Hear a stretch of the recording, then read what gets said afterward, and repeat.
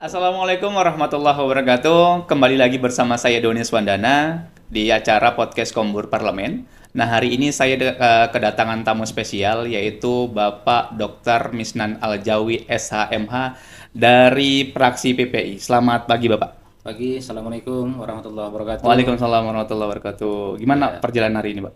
Lancar? Ya, hari ini agak santai ya, karena hari ini dekat dari kantor. Dekat dari kantor? Iya, karena rumah saya kan di Bandar Setia, cuman malam ini nginapnya di Pakam. Oh, malam ini nggak Nah, jadi cuma 5 menit dari rumah kemari. Oh, berarti lancar ya, nggak ada halangan? Lancar, gitu. nggak ada macet, nggak ada ya hambatan lah. Cepat sampai kantor. Dan alhamdulillah hari ini diberikan keluangan waktu dan kesehatan, Pak. Ya, Amin, itu yang paling penting. Iya. Kalau uang banyak pun nggak sehat percuma ya kan. Nah, benar, Pak. Kuncinya kan kesehatan ya. Benar. Nah, hari ini teman-teman atau sobat Kombur Parlemen, kita mengangkat tema yaitu mewujudkan perda yang berkualitas. Dan kebetulan Bapak Misnan ini adalah Ketua Bapemperda, benar Pak? Betul, betul. Ketua Bapemperda dari mulai kapan, Pak? Kalau boleh tahu? Dari 2002 sampai 2024. 2 tahun setengah. 2 tahun setengah nanti. Sisa masa jabatan. Sampai dengan nanti Sampai akhir Oktober. ya, Pak. Iya.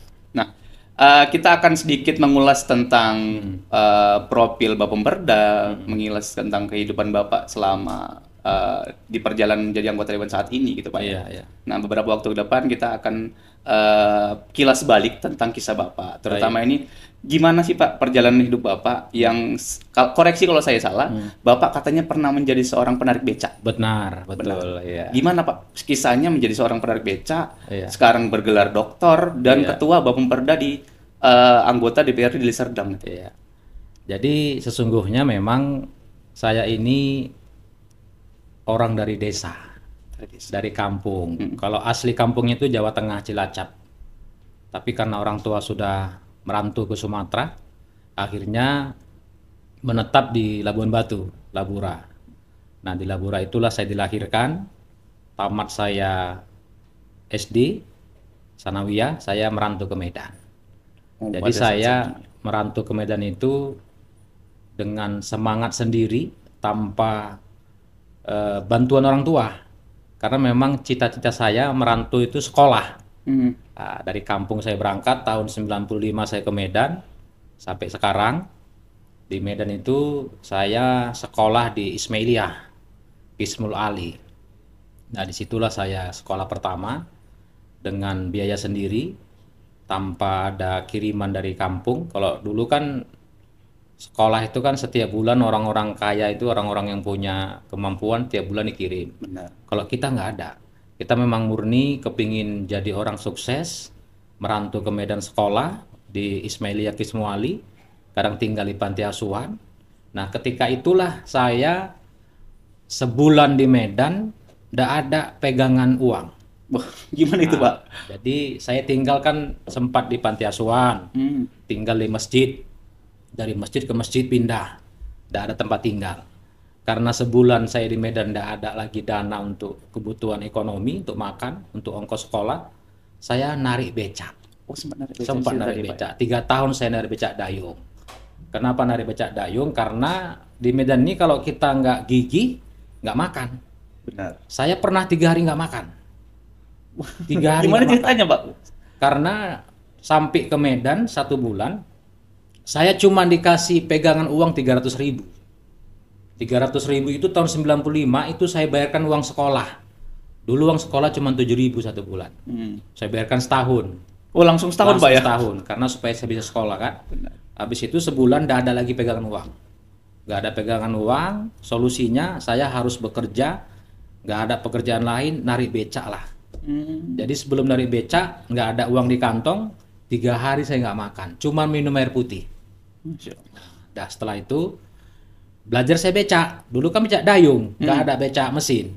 Belajar itu 2 hari. Itu sewa Pak kalau dulu Sewa, 1 hari 1.500. Oh, sistemnya sewa 1.500. Jadi sewa, begitu saya pandai, saya narik becak. Pertama narik becak, 3 yang saya alamin.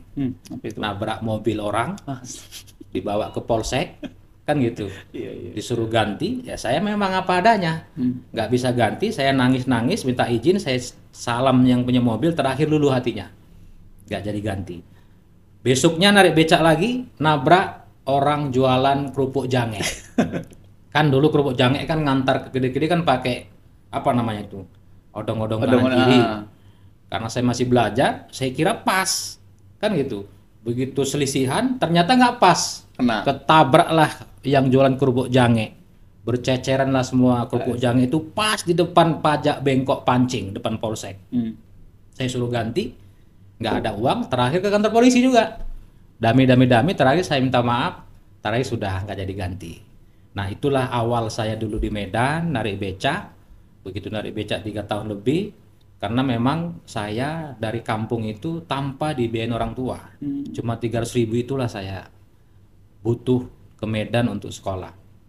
Nah, dan saya ada tanggung jawab, adik saya itu 4.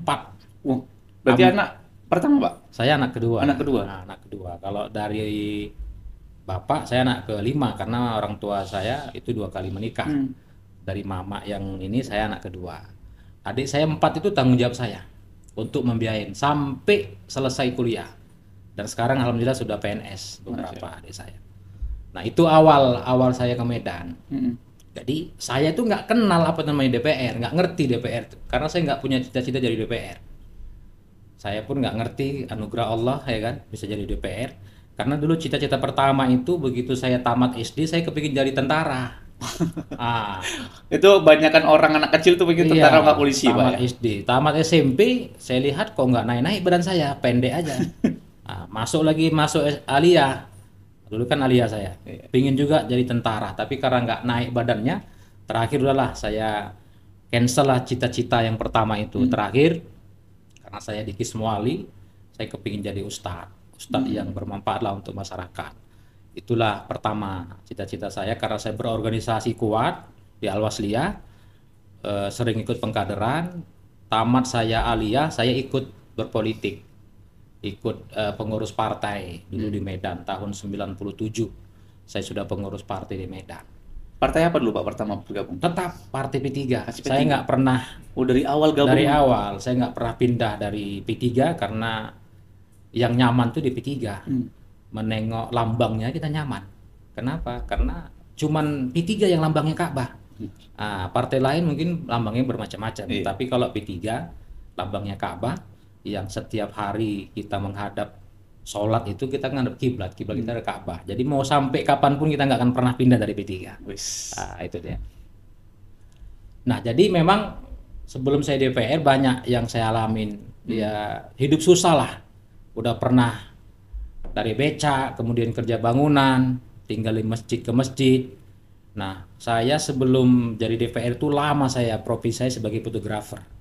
Oh pernah juga 15 tahun. 15 tahun fotografer, foto video dan fotografer itu disitulah saya mulai naik rezeki saya, ekonomi saya.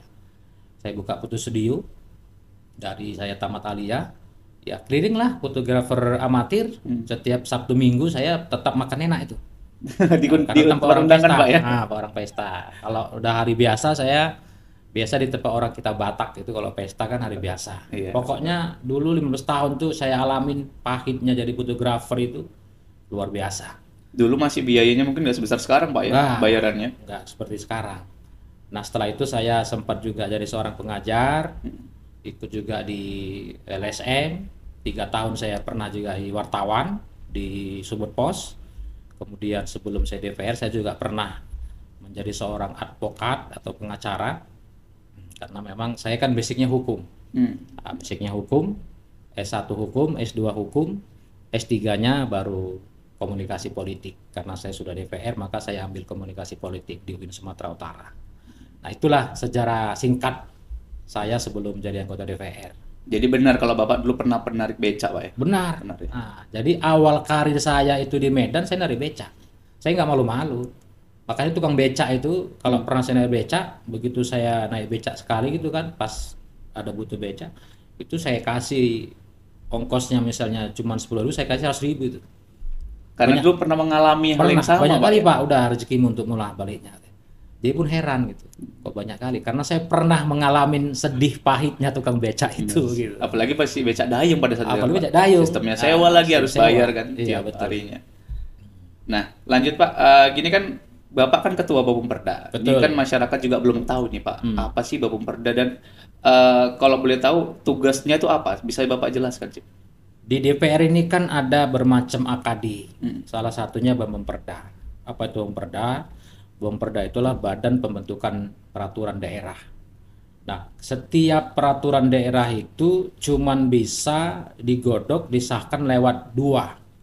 Pertama pintunya Bapumperda, kedua pansus. Oke. Nah, tapi seluruh Bapumperda, seluruh peraturan daerah, rancangan peraturan daerah baik dari eksekutif maupun dari DPR inisiatif itu tetap digodok dulu di Bapumperda.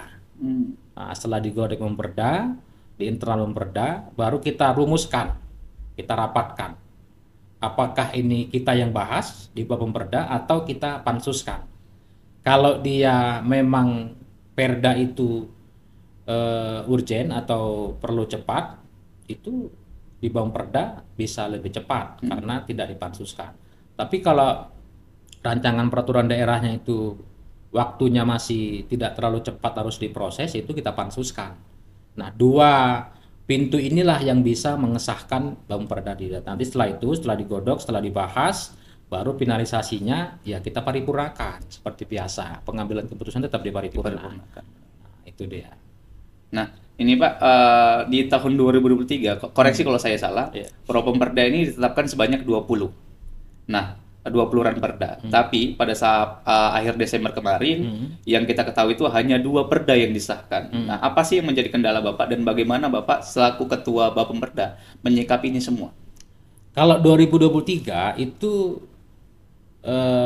ranperda yang diusulkan eksekutif cuma 12. 12. 12, bukan 20 Pak, bukan ya? 20 enggak. Cuman 12, yang kita sahkan itu 2 ya. Kalau inisiatif kemarin ada 6 yang diusulkan, yang kita sahkan juga 2. Nah, berarti tahun semalam itu ada sekitar 4, 1, 2 inisiatif dan 2 dari eksekutif. Nah, kenapa yang dari sebelah atau dari eksekutif 12 cuman 2 yang disahkan? Karena memang proses pembentukan peraturan daerah ini kan cukup panjang. Pertama mereka mengusulkan dulu nama-nama judul ranperda apa yang mau mereka usulkan ke DPR. Nah, prolegda namanya. Baru kita paripurnakan di tahun 23 awal.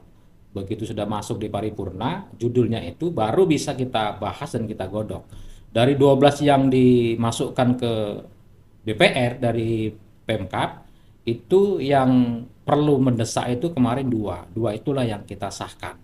Nah, sisanya itu kita masih menunggu dari pihak eksekutif. Misal, kemarin ada perda tentang Trantibum perubahan. Ya, sudah kita masukkan, sudah kita godok, sudah kita pansuskan, tapi pihak dari eksekutif, dinas terkait itu belum siap untuk memaparkan dan mempresentasikan perubahan peraturan daerah itu. Akhirnya kemarin sempat tertunda, belum kita sahkan. Yang 2 sudah kita sahkan. Nah, sisa selanjutnya itu akan kita sambung di tahun 2024. Nah, karena begitu 2023 mereka usulkan tak terbahas semua, itu bisa dibahas lagi di 2024. Diusulkanlah kembali sama pihak eksekutif. Kalau tak salah itu di tahun 2024 ini mereka mengusulkan 6 rancangan peraturan daerah. Ini yang sedang kita bahas, sedang kita rapatkan di internal Bapumperda. Nanti baru kita sampaikan ke pimpinan, nah baru kita sampaikan ke pihak Pemkab untuk kita bahas di 2024. Kalau kendalanya, saya kira nggak ada. Kendalanya nggak ada, cuman kesiapan aja, kesiapan dari pihak dinas terkait. Kalau memang dinas terkait itu siap, ya di Bapumperda itu tetap kita bahas, nggak ada masalah kalau itu. Berarti ada sangkut pautnya berkaitan sama dinas-dinas yang akan dibahas Benar, tadi. karena setiap peraturan daerah itu kan harus ada naskah akademiknya dulu. Nah, naskah akademiknya itulah yang harus kita pelajarin. Ketika mereka sudah siap untuk mempresentasikan, baru kita bahas. Tapi kemarin 2023 cuman 3, 2 kita sahkan, 1 yang tertunda. Dan ini akan dilanjutkan di 2024. 2024 itu ya wajib harus kita lanjutkan karena itu utang yang sudah kita paripurnakan, judul peraturan daerah itu belum dibahas, tetap kita bahas di 2024. Nah, lanjut ke 2024 nih kan sudah masuk ke berapa hari 2024 kan Pak, berapa minggu jalan ini. Dan ini kan pastinya akan ada perda-perda yang mungkin akan disahkan di 2024 ini. Nah, menurut Bapak sendiri perda yang berkualitas seperti apa, Pak? Kalau perda yang berkualitas itu sebetulnya perda yang memang sangat diperlukan untuk masyarakat. Misalnya kemarin itu ada perda tentang pemekaran kecamatan, Percut Setuan. Itu kan mendesak. Kenapa? Karena wilayah Percut itu sudah cukup padat. Ada 25 kabupaten kota, jumlah penduduknya dengan Percut kalah. Nah, kemarin dari pihak Pemkab mereka sudah mengusulkan.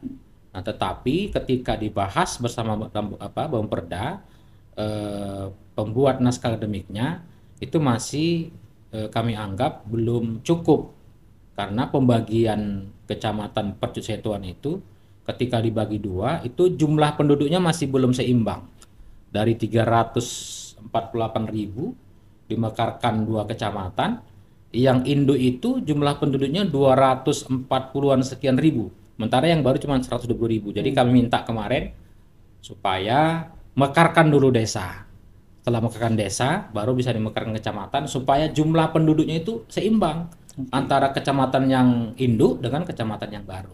Itu salah satu perda yang kemarin memang didesak agar memang segera dimekarkan. Ya termasuk itulah satu perda yang memang berkualitas yang harus kita prioritaskan gitu.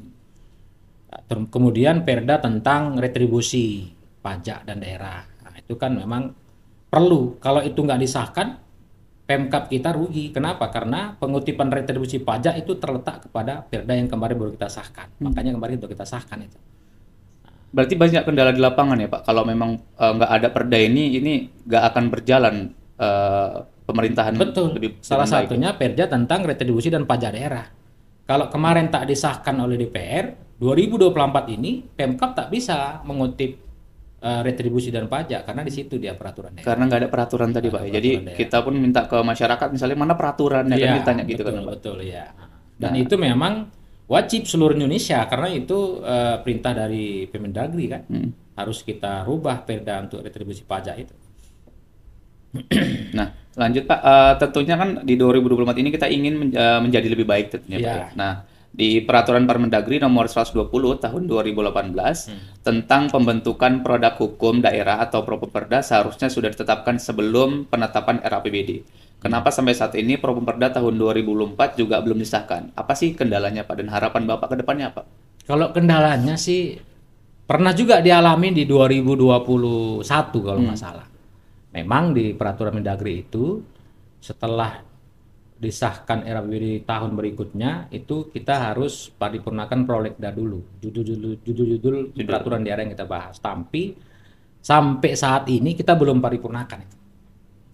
Kenapa? Pertama mungkin ada diskomunikasi ini, diskomunikasi dengan pihak terkait lah ya, tak usah kita sebut orangnya, individunya.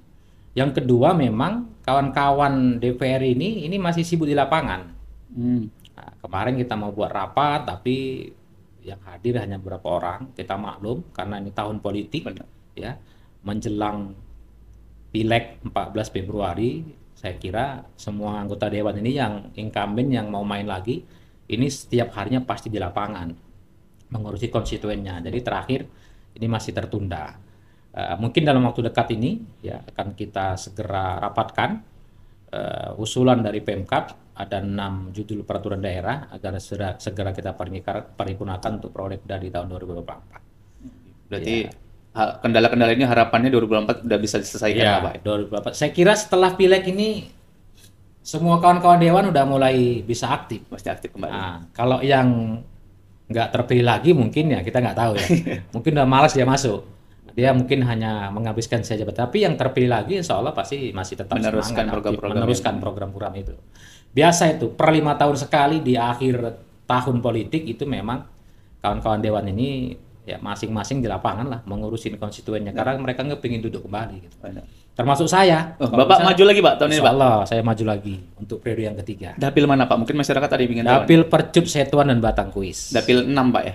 Dapil 6. Dapil 6 Iya. Percut Setuan dan Batang Kuis. Percut Setuan dan Batang Kuis. Nah ini Pak, ada minat nggak atau ada niat nggak untuk maju ke lembaga atau ke pemerintahan, misalnya ke bupati gitu? Ya, kalau minat, niat, semua orang mungkin ada ya. Terkhusus orang yang memang dia praktisi politik atau dia orang politik. Kenapa? Karena mungkin dia sudah paham. Saya sudah 2 periode di DPRD Serdang, ini mau yang ketiga. Kemarin mau ke provinsi saya masih belum diizinkan partai. Kalau cerita itu ya saya belum bisa pastikan ya, belum bisa jawab. Tapi kalau keinginan pasti ada. Iya. Yang namanya darahnya darah politik, ya pasti keinginan itu ke sana pasti ada. Tapi kita fokus lah untuk pileg dulu. Pileg dulu selesaikan. Kita fokus bagaimana P3 bisa dapat 7 kursi. Di DPRD. Di DPRD Serdang. Kalau sudah nanti kursi naik, dapat 7 kursi, ya itu langkah berikutnya lah kita bahas. Oke, berarti ada lanjutan cerita. Ada lanjutan cerita, jangan dibahas sekarang. Nanti terlalu cepat ya kan. Baik Pak. Nah ini mungkin banyak yang belum orang tahu nih Pak. Apa aja sih yang belum banyak orang tahu tentang seorang Misnan Aljawi? Kalau saya kan lama itu kan berbaur dengan masyarakat itu di Percut Setuan Batang Kuis. Saya yakin, saya percaya kalau dapil saya, insya Allah banyak orang sudah tahu. Tapi kalau di luar kecamatan, saya yakin juga ada yang sudah mengenal sosok nama saya. Mungkin ada yang belum pernah jumpa berpapasan langsung. Tapi kalau dari popularitas dan elektabilitas, saya kira kalau di Serdang, ya sebagian besar lah masyarakat udah tahu. Tapi ada juga yang belum tahu, wajar lah. Namanya kita kan belum pejabat daerah ya. Kalau sudah bupati, wakil bupati, ya itu baru tak perlu orang kita kenalkan, harus sudah kenal. Tapi sejak saya jadi anggota DPR, insya Allah ini bukan saya yang bilang ya, masyarakat sendiri yang bilang. Masyarakat yang bilang kalau Pak Misnan itu jangankan orang tua, anak-anak saja sudah tahu gitu, sudah kenal dengan Mbak Misnan gitu. Apalagi kalau di era Bandar Setia, setiap anak-anak yang ngumpul di masjid ya selesai masuk tuh langsung ngejar saya tuh, ngejar saya, salaman, kan. Mungkin dianggap anak ini kalau nggak jumpa saya nggak salaman mungkin rugi, mungkin gitu ya. Karena dulunya kan mungkin ustadz Pak ya, jadi berkeliling satu masjid ke masjid lainnya. Saya sebelum jadi anggota DPR, saya itu selalu memenuhi kebutuhan yang diminta oleh masyarakat, terkhusus di dapil saya dan di luar dapil saya. Saya dari tamat Kismu Ali sampai sekarang, kemana saya dipanggil ceramah, maulid, mi'raj atau pengajian ibu, saya itu tetap hadir dan tak pernah saya terima amplop. Artinya ceramah gratis lah kalau bahasa tak enaknya. Tapi kan tak enak juga dengan ustaz-ustaz di luar. Benar. Nah itulah yang saya lakukan. Saya jadi anggota DPR itu pertama modalnya kecil. Kenapa? Karena memang saya sudah punya konstituen. Saya setiap dipanggil ceramah maulid, pengajian, khutbah Jumat, insya Allah dari dulu sebelum jadi anggota DPR sampai sekarang itu tetap saya tak pernah terima amplop. Kalau dikasih amplop saya balikkan kembali. Karena memang niat saya dari tamat Kismu Ali, berbagi ilmu, sedekah ilmu itu lebih bermanfaat menurut saya. Jariah ya Pak. Jariah, al ilmu yatafakun alai. Ilmu yang kita ajarkan itu ketika bermanfaat untuk orang banyak, diamalkan, insyaallah suatu saat nanti kita meninggal dunia terus akan mengalir pahalanya. Modal itulah saya menjadi anggota DPR yang pertama. Jadi kalau yang pertama itu orang kan jor-joran, satu suara 100, limpul. Saya hanya modal ceramah. Makanya saya pertama 2014 di DPR, suara saya 6.000, itu pemilihnya banyak kaum ibu-ibu.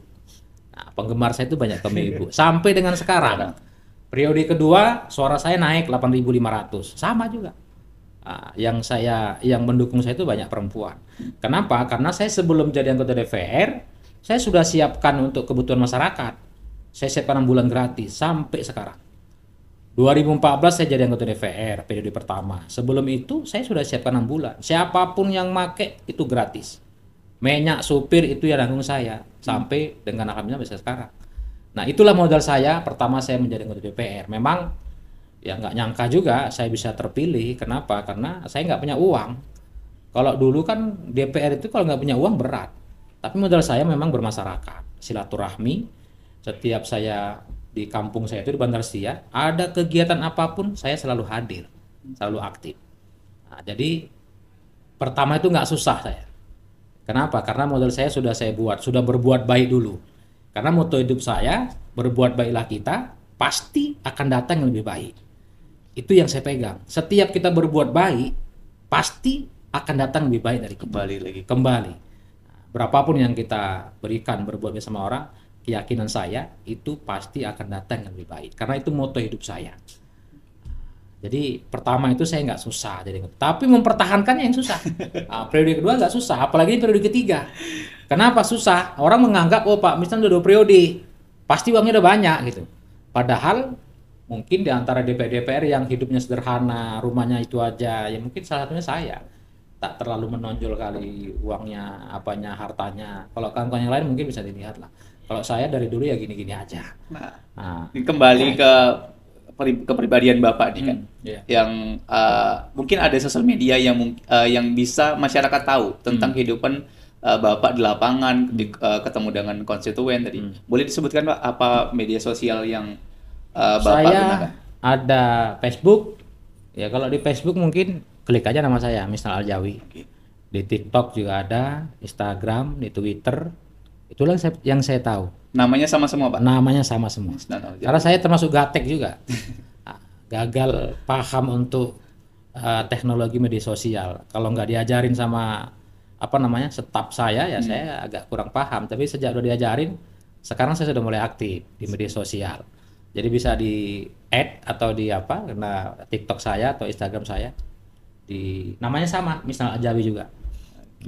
Nah, kebetulan Pak waktu kita sudah sangat terbatas nih. Kita sudah selesai di acara podcast Kombur Parlemen hari ini. Terima kasih kepada para pendengar. Saya pamit undur diri. Kepada Bapak saya ucapkan terima kasih. Semoga lancar untuk kedepannya dan selalu diberkahi dalam mengemban amanah masyarakat. Semoga terpilih kembali. Nah, amin. Jadi anggota DPR periode ketiga. Itu yang paling penting, doa kita ya kan. Amin ya rabbal alamin. Supaya kita jumpa lagi nih. Kalau nggak jumpa lagi nih dengan Iki ya kan.